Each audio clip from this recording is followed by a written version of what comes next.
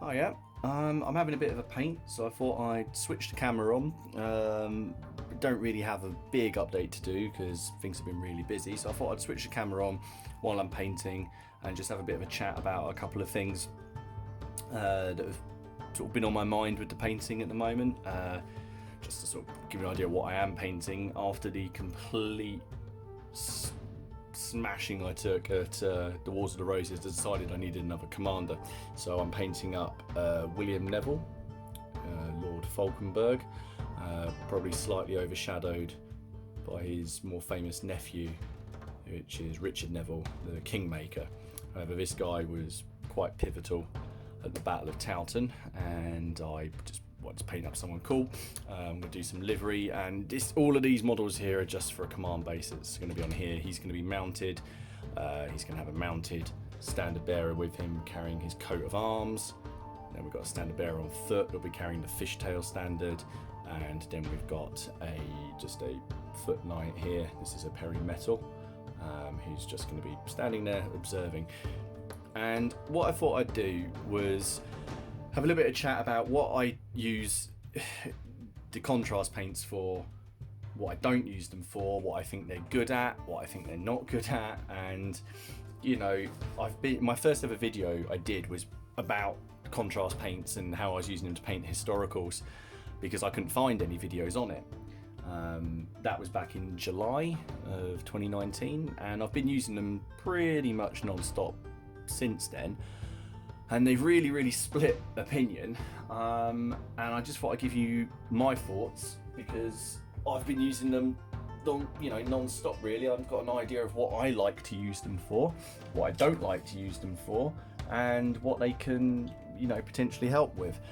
So I'll start with some of the pros, and I'll just sort of paint as we go. So something that they are pretty good for, and I think they're good for, is fast coverage for cloth areas. On a lot of models you have a lot of cloth, you've got nice folds, and they bring it out very nicely. This is one of my favourites, which is the Apothecary White colour.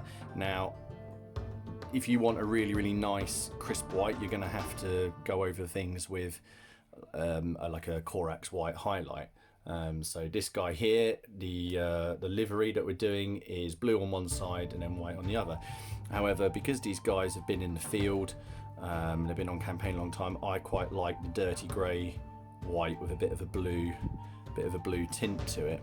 So now I'm just slapping this on,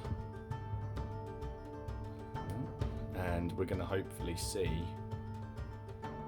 there we go, it dry pretty quickly. I'm not being too careful about where I'm putting it, because I'm going to be going over the other side with a darker blue colour. So yeah, I think it's pretty good at doing these. Now something you've got to do, you've got to make sure that you shake them really well, especially these pale colours. I found like this white, although say it's like a bit of a really light grey, separates if you don't shake it really well. So now I just shake all of them before use. I've just done that one there, and this other one here is going to be in the same livery colour, so I'm just going to get his jacket as well. Other things, they really don't like a wet brush. So if you're going to clean your brush in between them, which you probably should do, I would make sure you dry it out a bit first. Water doesn't react well with this stuff. It kind of makes it do funny things. It pulls in weird ways. It bleeds off into other places.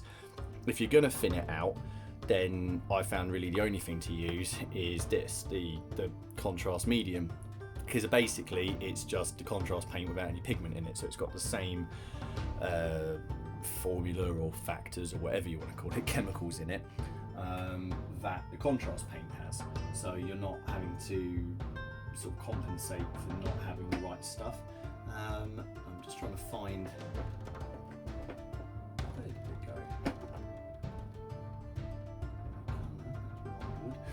go.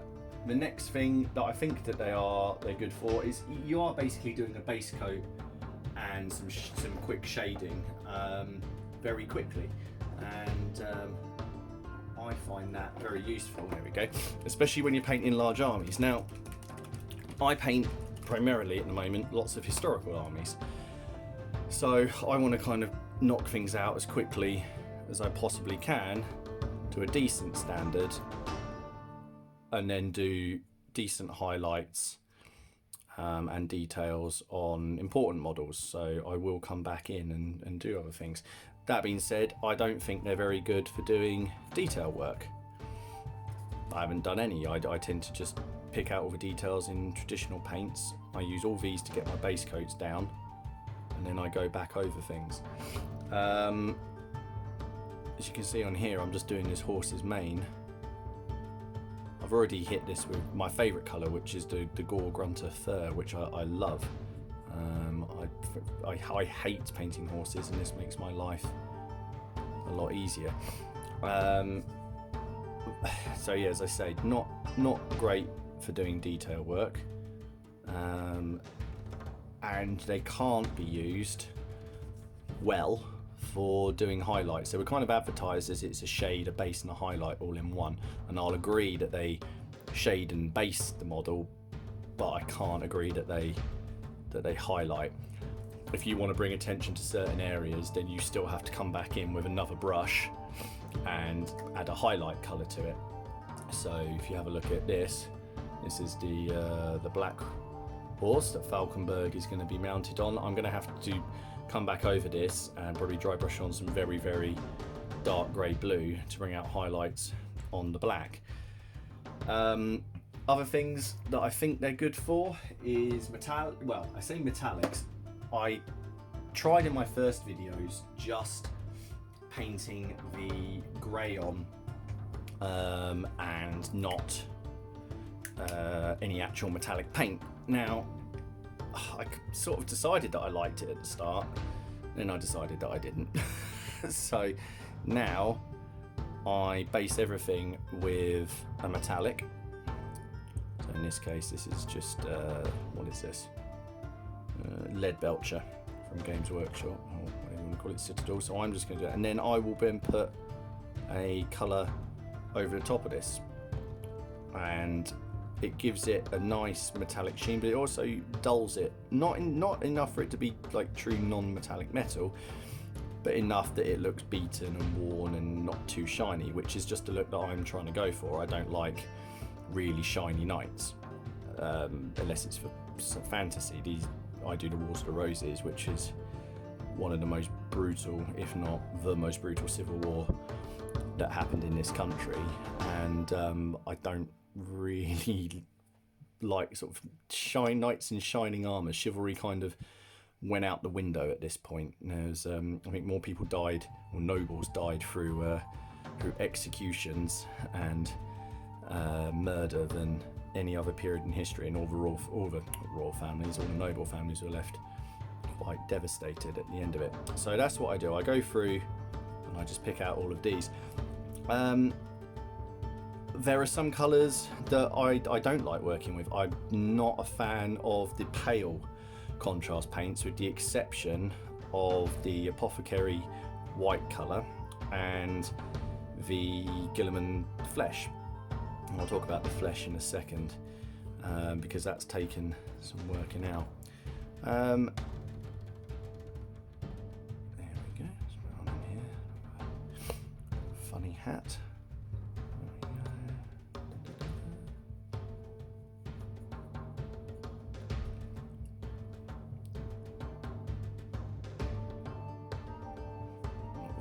But this is only for base coating. And what we're going to do is helmet.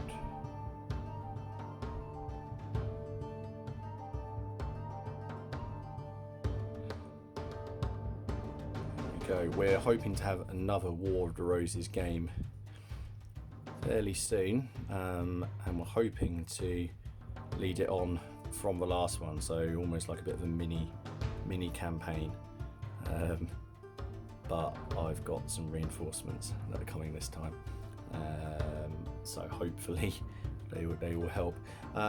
Got some really nice feedback on the battle report. It's the first one I ever did, and I've got some ideas about how I could sort of film things or do things in the future. So anyone's got any suggestions or any ideas, just say. But thanks for all your kind comments. It was a lot of fun, and it didn't actually take that long to play out and film. To be honest, I think the whole thing took us, it was just a couple of hours, really. So good fun. Right, so there is all that work done. So now I can talk about flesh. So the way that the contrast paints are meant to be used is you're meant to be able to just paint them straight on over a I think it's the grey cere and the white scar base or wraithbone base. Now I did do that, and I don't really like the effect. So if we take this guy here, so he's just been primed, that's it. And now if I paint the Guilliman flesh, so what I'm going to do is I'm going to use it in exactly the same, oh sorry, I just used these old paracetamol packets as palettes for mixing. So I'm using a little bit of contrast medium to thin it out, just a little bit. Okay. So this is going to be quite quick, so it's just a face. So if I now use this in the same concentration I would normally, now if I paint this on, this is going to come out really, I don't know if you can see that already. It's a bit washed out. It's very pastel. I don't know, it just kind of looks like I forgot to put the right amount of paint in, and when that dries it's just gonna look just a bit too pale. So what I did was I started playing around with other base coats for it. Now obviously the old way of doing flesh, or the way I would do it, is I paint it a base colour, then I put Reichman flesh shade or another flesh shade over it. Then I'd pick up highlights and maybe another set of highlights. And I really do like this Guilliman flesh. And the thing I found it works best with is this colour, Pallid Witch Flesh from Games Workshop. And I've put it on, I put it on this guy here. So you can see here, oh, come on. There we go. It's got a slight yellowy tint to it, as opposed to the primer. So I used this, and so I'm going to put this on.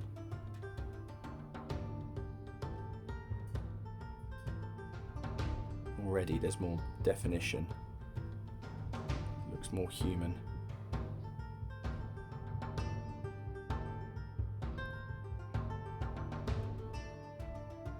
We compare it to this guy. I don't know if you can see the difference. This guy to me is more sort of washed out, and then this guy's actually got some features, a bit more of a natural skin tone. What I'll do after this is I'll actually darken up some areas. I'll put some of the Gore-Grunter fur with the flesh, mix that in and do the eyes and the mouth. So I'll just let those dry. I mean, effectively these contrast paints are just really heavily pigmented washes, and that doesn't mean that they're not useful or, you know, good in some ways. So what I'm going to do with this one, I want to create a nice red leather colour. So I'm using a base here. I'm just using a reddy brown. This is Bloodstone by P3, which I had kicking around. I've had it for ages. And I'm just going to pop this on,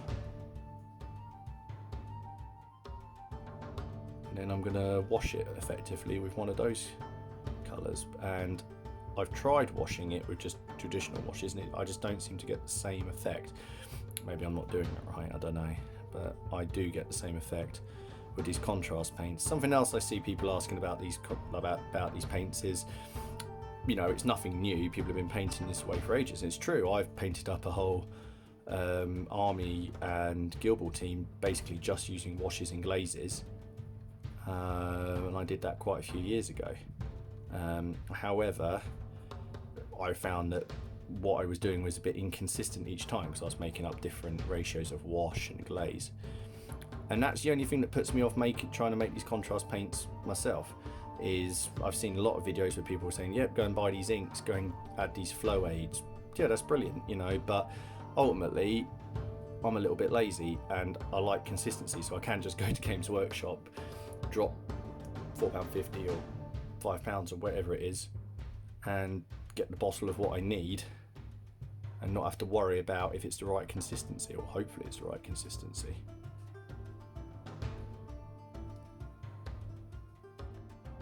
Sorry, I went to go and get a cup of tea, came back, carried on and forgot to press the record button. So you can see here that the flesh has dried. So here's the one that's just straight over a primed base coat, and it's just very pale. Some people might like that, but I didn't. Now this one is over the pallid witch flesh, so it's got a much darker, much richer quality, and it's just going to be really easy to highlight up from there. So this guy I'm going to go back over. Also added the blue onto here. You can see you can get quite a neat straight line with these paints, and as you can see it's already shading in the recesses. And that's one of the main tricks of this, is just don't let the damn stuff pull. That's one of the big ones. That colour's all down on there. And what I'm going to do, I'm just going to put the red colour on here as soon as that's dry, and then show you guys how that comes out. Okay, just to finish off, I've just finished doing the work on this one's face. So for the highlight colour on his face, after using the Guilliman flesh, I just used any light flesh. I used Rin flesh by P3, mixed it with the Guilliman flesh to get just a nice little highlight. Then I just use Basilicanium grey just to give him a bit of stubble, and then I just pop the eyes in there just to finish doing that.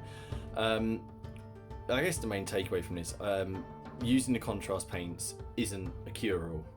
I don't think you'll be very basic models that you'll produce if you're just using the contrast paints. If you're using them in conjunction with other paints, so you can get things done quite nicely and well. Now I've put the red over that brown colour. It's got a really nice red leather effect, and it's already shaded. I'm not going to come back and put a wash over that. It's just been done in one go. So I will just come back and do studs, and then I'm going to do all these laces a different colour. And I think the main thing is, the takeaway from trying to say this, washing machine's trying to take off, is consistency. Each of the pots, well, you should know what you're getting, and you know, I have found inconsistent. I don't like all of the colours. I don't like the pale colours. I kind of stick to my darker colours, my browns, my deep reds, and then I highlight with more traditional painting. So when I come back to do this guy and I sort out that face, I probably will just chuck a little bit of a highlight in the middle of that blue and just a little bit of white in there. Some things they'll never take place of. You can't use them for dry brushing. I would not be able to paint this model with them. The only contrast paints on here is I used a bit of the blue contrast paint in the deep recesses, and then I don't even know if it's going to come out on here, but underneath there's a few of the cracks in that. There's a bit of a green wash in those, and I've used a wash. I've just used a contrast paint, Militarium green. You can probably see it on here a bit better, and that's it. Everything else in here is dry brushing, glazing, and traditional painting. So anyway, I wanted to just do that bit of an update on how I'm using these paints, what I do when I'm sitting here with them all. Sorry, it's been a bit of a ramble. I hope that you're all well. I'm trying to keep up with everybody's videos. I'll put more of a normal update out once I've finished this command base, and I'll show you what else I've been working on. In the meantime, I hope you're all doing well. Cheers.